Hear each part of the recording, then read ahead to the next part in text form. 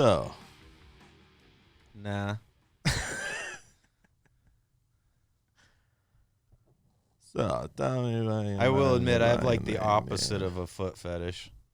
I'm like, feet are gross. And yet, here's the funny thing. A woman with a slender ankle and a cute little foot, it's like I don't want to do anything sexual with it, but then I'll be attracted to that still. No, I'm not. I'm grossed out by gross feet.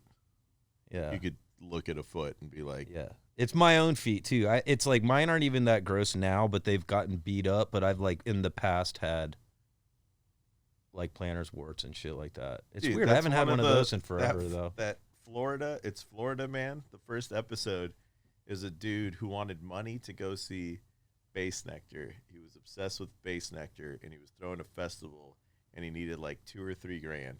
And so he made a Craigslist ad and was like, I'll do anything, need money, I'll do anything. And everything was like, every response was like, can I fuck you? Will you fuck me? Will you fuck someone else? And I watched, like, and he was like, we'll do anything for money, not fuck though. Yeah. And then it was like a dude who's like, will you come cut my toes off and eat one of my toes, and I'll fucking eat it, and I'll give you money. And it's fucking insane, bro.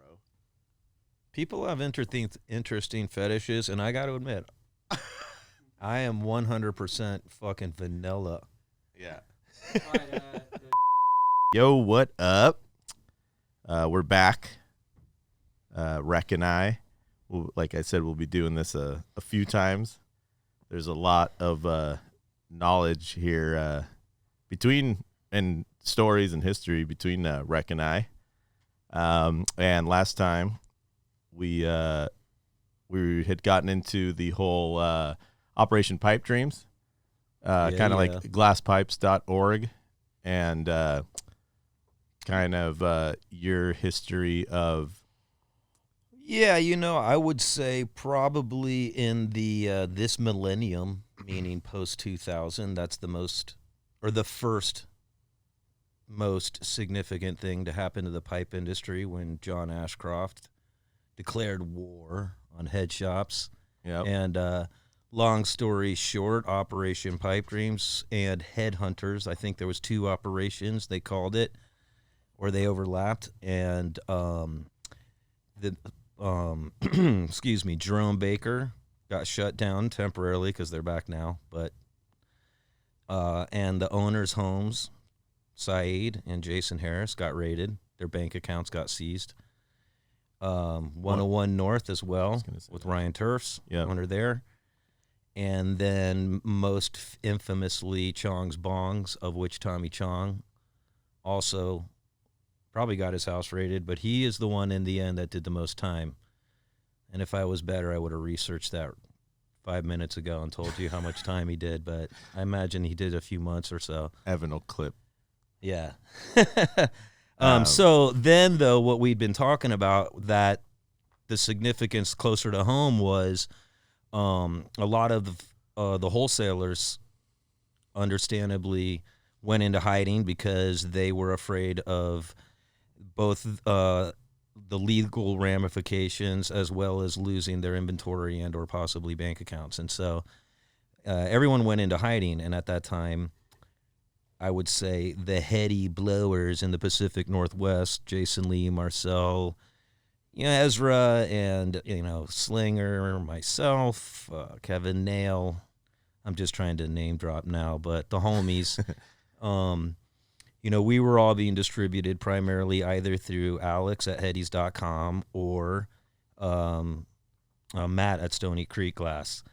Shout out to those homies / entities, because that was a big deal back then. But they all went into hiding, understandably. And so we embraced the internet, and a website called glasspipes.org. They had reached out to us.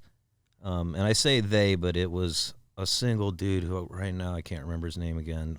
That's right. I will say that in general we should bring a lot more shine to this individual. So in a future episode, or maybe we'll cut in homie's name, because seriously, probably the most unappreciated but most important person to the glass game was he set up glasspipes.org.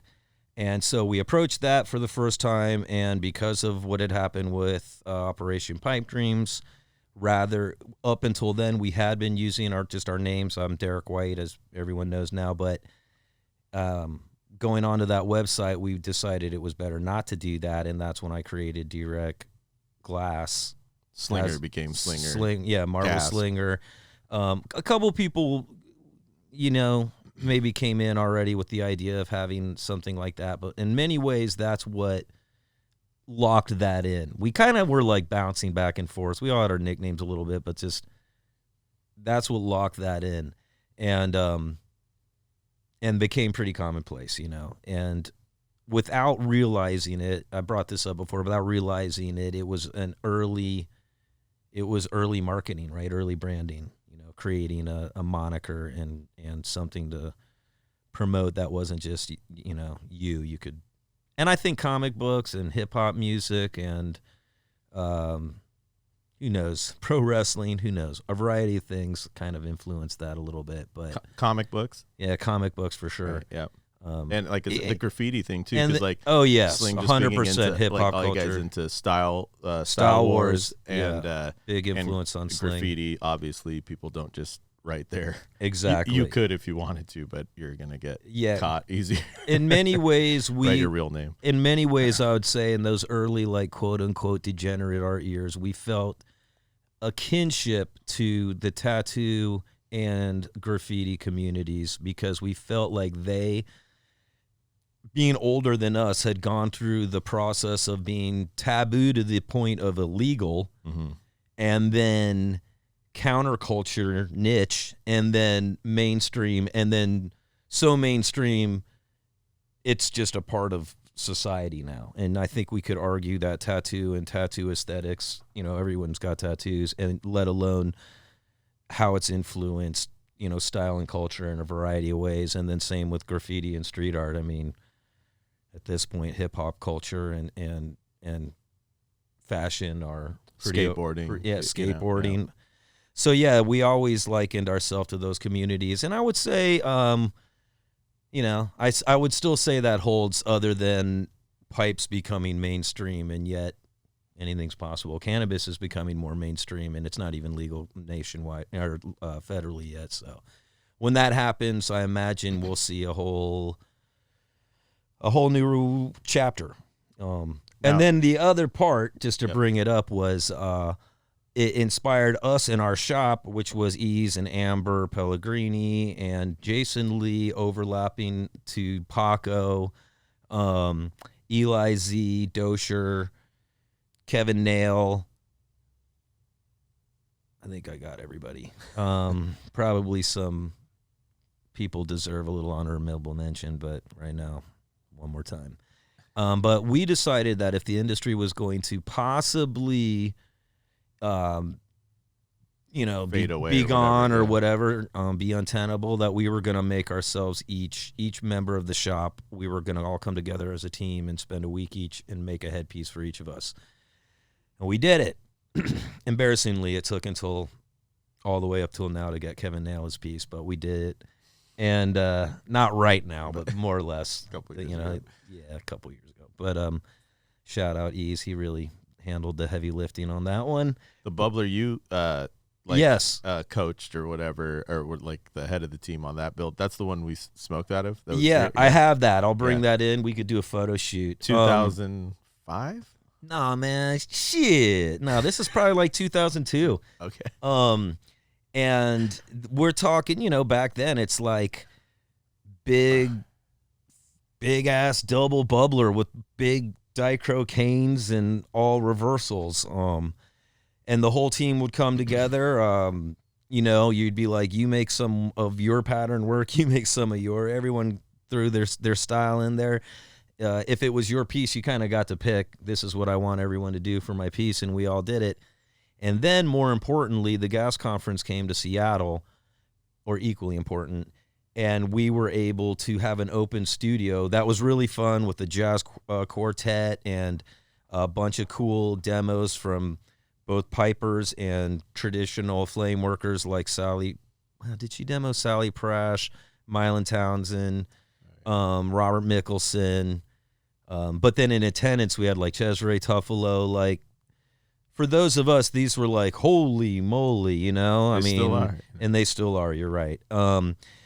And then our parents were all there. It was rad. And then we had all those pieces that we made on display. And then shout out to Jason Lee. I brought this up before, but he also had taken the initiative to make some pretty equally heady pieces solo on his own, because we know he's a phenomenal artist, and he was, without a doubt, kind of like the team heavy for a bit there. And then Ease stepped in pretty hard. You could count on Ease to make a can that's like, you know, this big if we hand him the parts. Proudly, I dropped the downstem in all of those. So what can I say? So we had those pieces on display, and because the gas conference was in the Pacific Northwest and the pipe scene was at its infancy, it was like a family affair. Everybody wanted to be there, I would say. And so it felt as though all the Oregon scene in general, Eugene Corvallis also, the Northern California heads, it just seemed like a lot of people showed up, and they saw the pieces we made trying to flex our muscles and our skills and our imagination as much as we could. Shout out Amber, by the way, because while we all made big-ass heady double bubblers, she made a big woman playing a conga, you know, and, you know, not a lot of sculptural stuff was going on back then. There was certainly some stuff, but so respect to her. She, you know, kept it real like that. But so we, you know, showing us flexing, I think, inspired a lot of other artists that would go on to bring some serious heat to the game. Start you know, the bigger stuff. Yeah, like I am probably giving ourselves maybe a little bit too much credit, but I really feel like a lot of those guys and everyone from Shad to Banjo and everybody just after that were like, oh fuck. There, you know, we were maybe thinking a little bit in this zone, and that's not a thing. It was weird back then too that like I am taking too much credit, but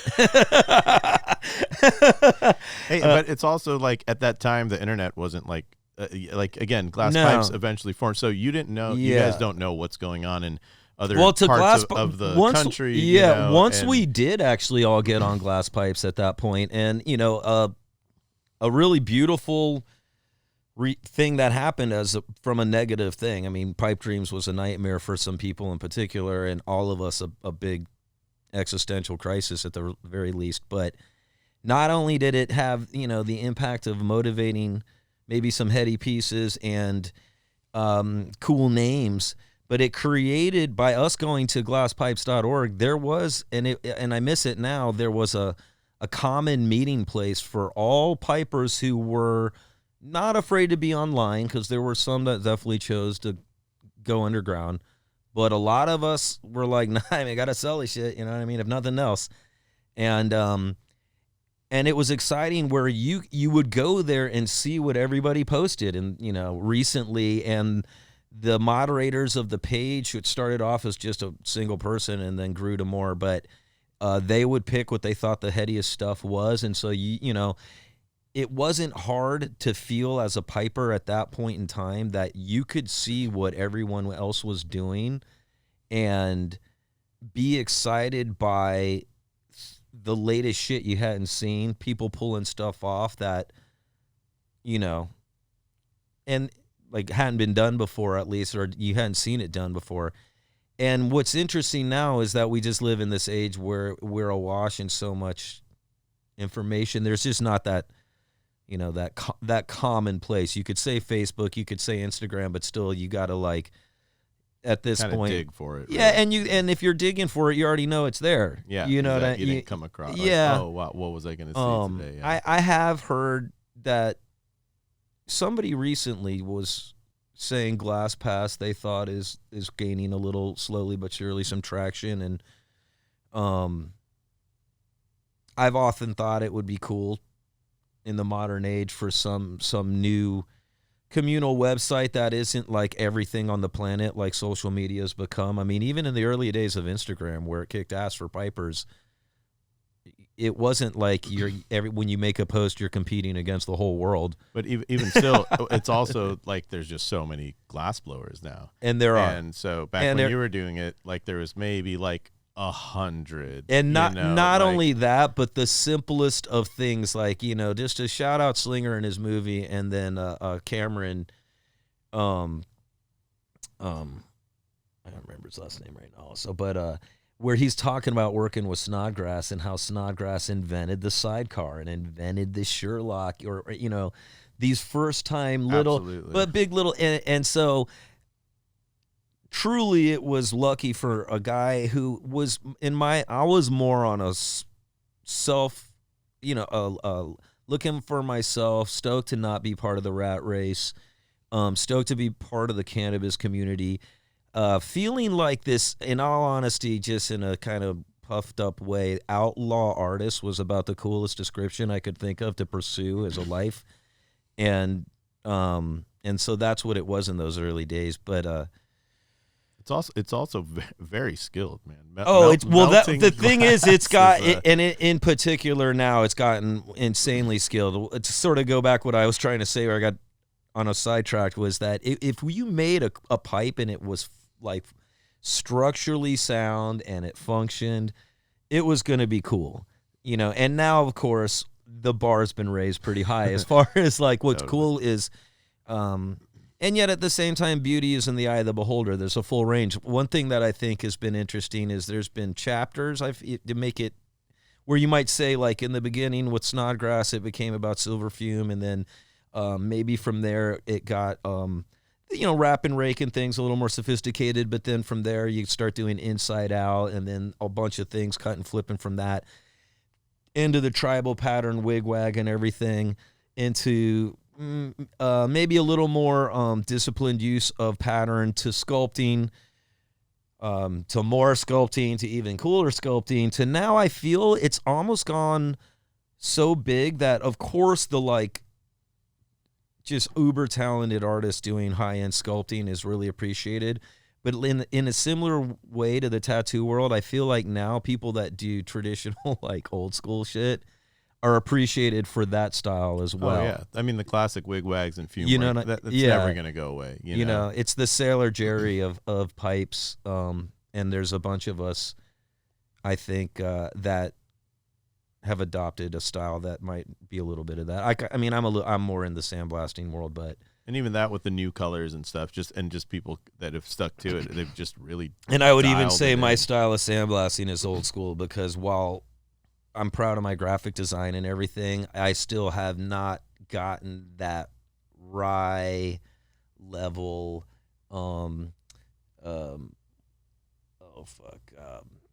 This is what happens when you take a bunch of dabs right before the podcast. But you know what I'm saying? The people that are carving glass. I mean, that's a whole nother level. Being able to incorporate the contours of the piece a lot better. But at the same time, I like my kind of punk rock metal flyer aesthetic. That's sort of... So after Pipe Dreams and then Glass Pipes, do you remember, and you said a lot of like your wholesalers kind of like also like went under or also got raided. Like that's what Ryan Turfs used to do. He had a company called 101 North. Yeah. And so they used to just... But he had his own employees, healthcare. He was killing it, dude. He was the American dream. But they just made pipes, and Ryan and his team would take them from shop to shop. Yes, yeah. So, or they would catalogs, buy work maybe from other artists and distribute it or whatnot. But when they went under, do you remember your relationship starting to build with shops and like Galaxy Gallery is like an old school shop in Melrose? To be honest with you, I was in Seattle, so no. And it wasn't because of the shop's faults. In Seattle, there was a lot of competition and not a lot of shops because there's a lot of locals. Eventually, Peace of Mind Seattle would open up, but that would be many years later. Yep. Or at least it seemed like many years later. It was probably only a few years later. Probably. But and it was operation. It was the glasspipe.org connection. So what would happen is I would post work, and I would get an email. Somebody would email me. Were you on Toke City? that would come later. Right? And so glass pipes for at least a couple few years there was the primary place. And yeah, it really not only was probably a life raft for the pipe industry but it also created just that pool of bubbling creativity and like connectivity, and it really was the cauldron that a lot of people like stewed the potion in, and so many different people came out of there. And then Toke City did come around, and the main reason Toke City ultimately would displace glasspipes.org is technology changes. And so it was like a few things. There was a forum on glasspipes.org, but I never got in the habit of using it. And it's user friendly, right? So on Glass Pipes, when you wanted to load a piece, there's no video. And so you would take probably at least a half dozen pictures of the piece to try to get all the angles of it, and it would take like 30 seconds per picture to download. Yeah. And when that's the first time you're using the internet to do that, that's just the way it is, right? Before, when I wanted to play a computer game, it's a floppy disk that took like 5 minutes just to start so whatever. The lag. How old are you? No, yeah, exactly. Exactly. Half a century. But having said that, but then so Toke City, ultimately it was like, you could select a bunch of pictures and download them all at once, and it was faster. And then there was the whole chat community thing that would ultimately be, similar to probably Facebook at that point. Well, no, I guess I was on that before Facebook for sure. They had a private back room where sales were happening, and to their credit, to that era's credit, in all honesty, and I'm going to say this was going to be when this really sunk in with me. Now we're at 2007, maybe 2006, but 2007. Yeah, 2006, 7, somewhere in there. And that's when not only did I get on Toke City, but I had actually, we're going to breeze through this. The studio that I had been in, that had those shows, that had all those artists and everything, got raided by the DEA, and so it got shut down. I had gotten a job with a graphics company because I was like, I should keep it, I should go legit. And so the importance of that is that's where I learned how to use Photoshop and stuff, which I'd go to use as a sandblaster. Ultimately, though, long story short, got over that, had an injury, had to recover from my injury. Maybe another time we'll go into details because all this shit's interesting. I will be, whatever. It's funny, some of it. But then I ended up in Philly, and Sling taught me how to sandblast, and that was 2007. And then he's like, get on Toke City. Even then, I'm like, should I be Derek White or Dwreck? He's like, Dwreck, everyone knows you. This was also an early lesson, too, because having gotten that job with the graphics company for a couple years, I only made like 2 or 3 pipes in that 2-year period. And yet, for the first time, because glasspipes.org was on and I was in the top 20 featured artist and some of my work would pop up on the header page, I was alive even though I was barely doing anything. So for those 2 years, I was still in the conversation to people. So early on, realizing that, like, the importance of actually posting content, because you might fall off for a year, but that content's still working. And so he was like, yo, you might not have done a lot in the last 2 years, but Dwreck and Glass has still been in the mix. And so he taught me how to sandblast and got me on Toke City. Oh yeah, this is where I'm going. I ramble a lot. And that was the first time he's like, watch this. He made 10 slides, posted them, $100 each in the back room, sold them within 24 hours, and the whole thing was about a 48-hour process. And he's like, and so that was, yes, we had made direct to customer sales with Glass Pipes, but it's through emails and they're mailing checks. Trippy. I think probably Toke City was the first time maybe we did a PayPal thing. can't totally remember. Yeah. Maybe even then we were still like, go to my bank and here's my bank account number. Yeah. Deposit the number and then I'll check. And that was the way it was for a while. But maybe at that point a PayPal transaction was also going down. And I remember having this like, this is my career moment. It took that long, but it was 10 years later, but from when I kind of started, having the realization of I can make something, post it, and have a quick transaction from a customer, I'm not going to drown. Because truly, those years between Operation Pipe Dreams and that moment was feast and famine on another level. Because you would have a heavy come in, I want to say, oh man, who were some of them, like the Crush or whatever. Mm-hmm. Often it might just be a baller that just wants to launder their money. And so they're just buying it and then distributing it themselves at little to no profit, but it's laundering their money just to be real. That was then.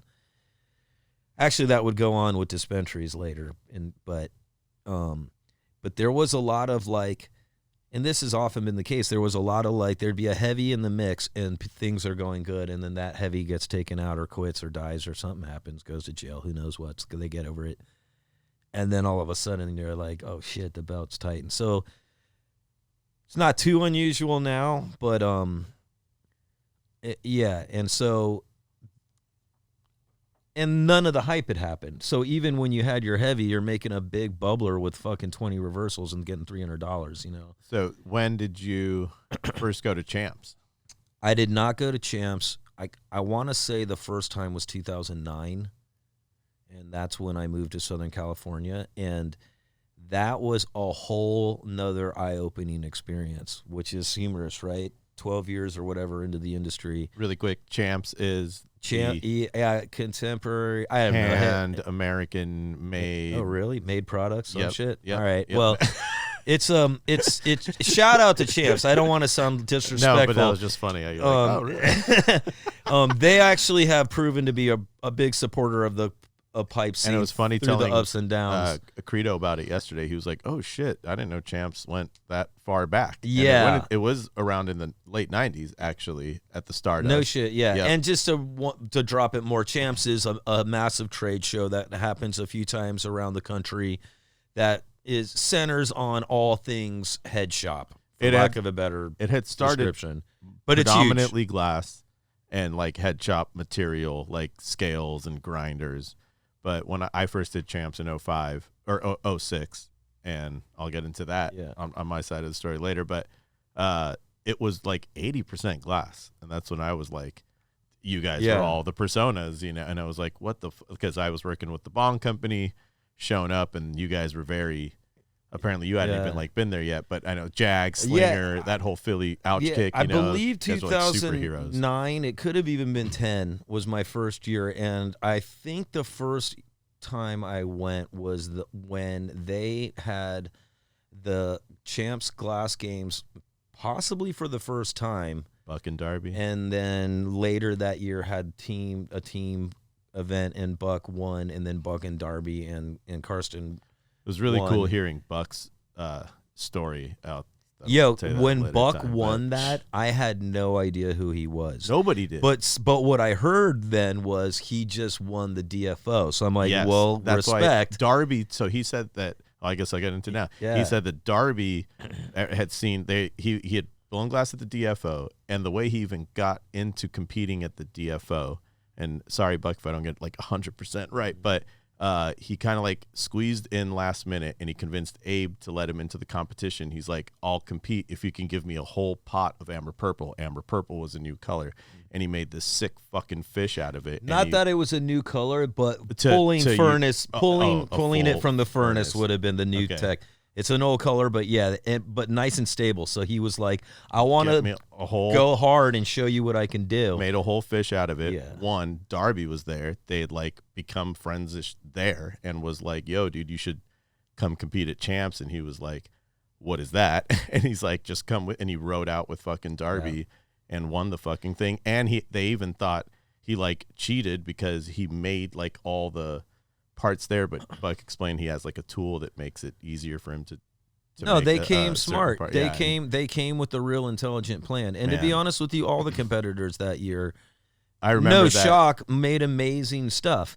But part of it's not just doing the hardest thing, it's actually doing the smartest thing. And they came with a really sick plan, which was they won making a huge, much larger than life-size snake, unless you want to call it an anaconda. That was the team competition. The team competition. Yeah. And With Karsten.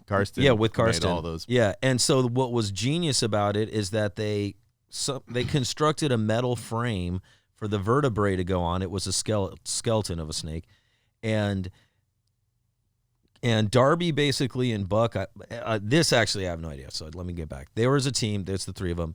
They were able to focus on making the head, which was the complex thing, and it was sick, and it was like as It was you a can bubbler. imagine. It came off. And it's like a I have pictures of anaconda head, you know. And then they made, I think, a tail, as in the very last section like of the. chillum. And then they were just able to eat up the clock making vertebrae and have no stress of like. Karsten made every. Did he? That's what I thought. I was going to say that, but then I wasn't totally sure. So then he could just keep making vertebrae, and there was no point where it's like, oh shit, We don't have enough. It's just like it's going to be as long as it can be because they just keep adding them until like, okay, the clock's about to run out. That's the last one, and it was amazing. That same show, he showed up with the chandelier and the ship that he made with lace face To show those off. Yes. Yeah. Because that was also a different event, Completely, but, next level. easy shit. to go on. So, do you remember hearing about champs and like that's what a So when who I got you to go there it to took and- so when I got to Southern California, the 2 years I was in San Francisco first. Before that, I was really just in San Francisco, and kind of Toke City and all that. But when I got to Southern California, that's the first time I saw production shops. That's the first time I saw like a factory or a warehouse with a bunch of lathes. Do you remember whose? Primarily Adrian's. Zob. At the yeah, time, Heavy. Zob, Heavy, Pipeline. Basically, Yep. it was Yep. all those brands. Ultimately, Hitman too, which Yep. would get me into trouble, but it's a whole nother topic. and yo, let me say this: even about every trade show, is there's a part of me that's always proud of the fact I got into the industry early. There's a huge part of me that has like an I'm not worthy, but then I'm also like, but I'm also not rich, so whatever. That's on me. Yeah. And then there's also a lot of like, holy shit, there is some people really taking this seriously and making huge businesses and are really good, like, so it's an odd, like now I appreciate just kind of going as I'm pretty at peace with life. I will, by and large. So like now I just enjoy going and seeing what's out there. But I used to get pretty intimidated, actually. People are way more productive, way more talented. But sometimes I think lacking creativity, And it was a little bit of a cop out, but having been a fan of punk rock music and whatever, I often felt like without sacrificing the integrity of the piece, meaning the structural integrity of the piece, you could have a lot of attitude without necessarily a lot of high-end technique. And that's where I love the sandblasting. Mm-hmm. Not to say it's easy, No, but totally. you can make a big statement once you understand how to do it.